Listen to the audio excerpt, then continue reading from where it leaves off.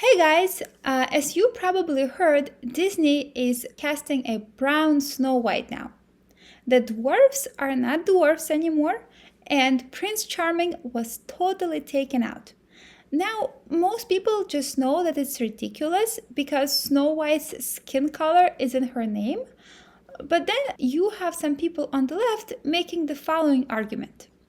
They're saying, look, the classical Snow White cartoon is based on the tale written by the Brothers Grimm in the 1800s in Germany.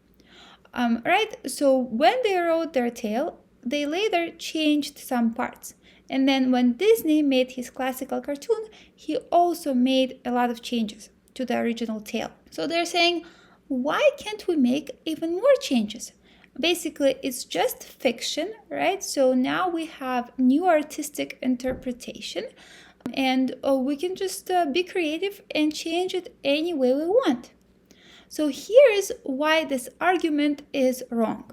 Any changes that were made earlier, like by the authors or by Disney, were made for the sake of creativity. They were made to make the story more interesting, more meaningful, or deeper. And this is just not the case anymore. Modern day film directors change plots of fairy tales in order to appease left wing activists and appear progressive. You can see it from other parts of the remake as well. The Snow White is a strong modern woman who doesn't need a man in her life, hence no Prince Charming. The dwarves are taken out to not offend people with short stature. In regards to skin color, the leftist idea is that casting white people as leading actors is white supremacy and is exclusive to other races. So they are massacring old fairy tales and are sacrificing them on the altar of diversity, equity, and inclusion. Another example, last year we had a Black Little Mermaid. If race did not matter anymore, why couldn't we make a black character white? Let's make a white Martin Luther King or white Nelson Mandela. But they would say, wait, Martin Luther King and Nelson Mandela are non-fictional characters. They actually existed, so there is a difference. But the liberals are doing the same to non-fictional white characters. Now we have Black Anne Boleyn, Black Cleopatra, and so on. But it only goes one way. If we were to go and actually make a black character white, there would be a huge outcry. It's cultural appropriation, they would say. But when you are appropriating from white people, that's okay. What's going on here is another great replacement. They want to push the idea that European culture was not great and was not white.